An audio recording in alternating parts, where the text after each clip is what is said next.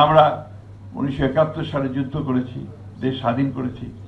আমরা তারও পূর্বে 52 সালে আমরা ভাষা আন্দোলন করেছি, 69-এ আন্দোলন করেছি এবং সব শেষে এই দীর্ঘ 15 বছর ফ্যাসিস্টদের বিরুদ্ধে লড়াই করে আমরা একটা জায়গায় পৌঁছেছি। এই জুলাই মাসে, অগাস্ট মাসে আমরা একটা ভয়াবহ দানবীয় একটা সরকারকে আমরা সরাতে সক্ষম হয়েছি। প্রকৃতপক্ষে যে জিনিসটা আপনার উঠে এসেছে আলোচনার মধ্যে দিয়ে, সেটা হচ্ছে যে বাংলাদেশে যে পদ্মা ব্যারেজ এবং পদ্মা সেতু, এটা প্রয়োজনীয়তাটা এটা অস্বীকার করবার কোনো উপায় নেই। একই সঙ্গে যে জেলাগুলো আপনার এফেক্টেড, যে মানুষেরা এই সেতু বা ব্যারেজের জন্যে আপনার অপেক্ষা করছে, তাদের প্রয়োজনটা এটা আমরা এখানে উপলব্ধি করেছি।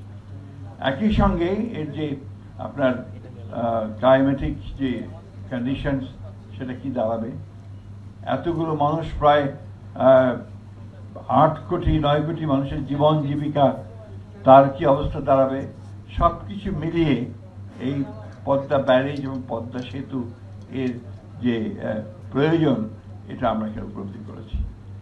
একই সঙ্গে আমরা এটা উপলব্ধি করতে সক্ষম হয়েছি যে দীর্ঘকাল প্রায় 7 বারের প্রায় এটা ফিজিবিলিটি স্টাডি হয়েছে, এর উপরে আলোচনা স্টাডি হয়েছে, কিন্তু দুর্ভাগ্যক্রমে এখন পর্যন্ত আমরা সেটা ঠিক একটা ডিসাইসিভ কোনো জায়গায় আসতে পারি।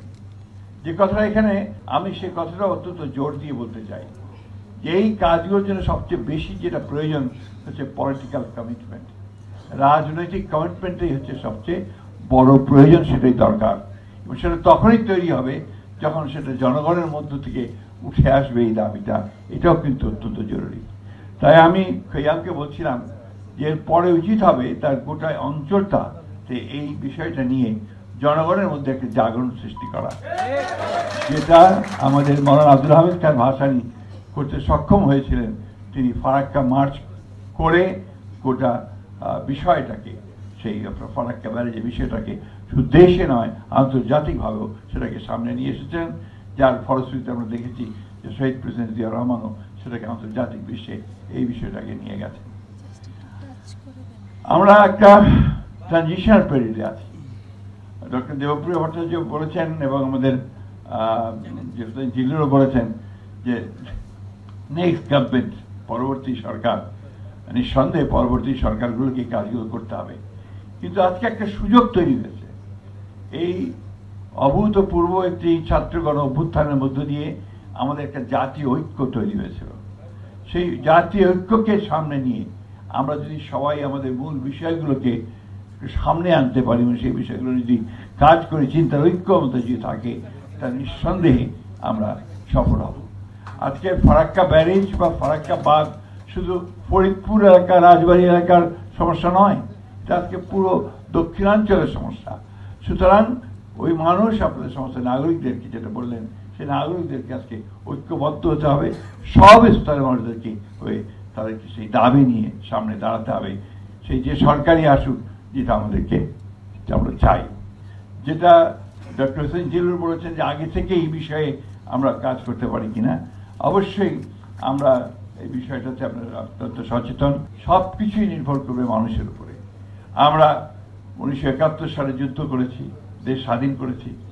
আমরা তারও পূর্বে 52 সালে আমরা ভাষা আন্দোলন করেছি, 69-এ আন্দোলন করেছি এবং সব শেষে এই দীর্ঘ 15 বছর ফ্যাসিস্টদের বিরুদ্ধে লড়াই করে আমরা একটা জায়গায় পৌঁছেছি। এই জুলাই মাসে, অগাস্ট মাসে আমরা একটা ভয়াবহ দানবীয় একটা সরকারকে আমরা সরাতে সক্ষম হয়েছি।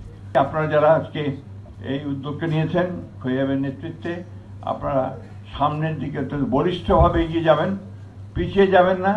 মৌলানা ভাসানীর যে যে স্পিরিট, সেই স্পিরিটটাকে সঙ্গে নিয়ে আপনারা এই আন্দোলনকে সামনে নিয়ে যাবেন।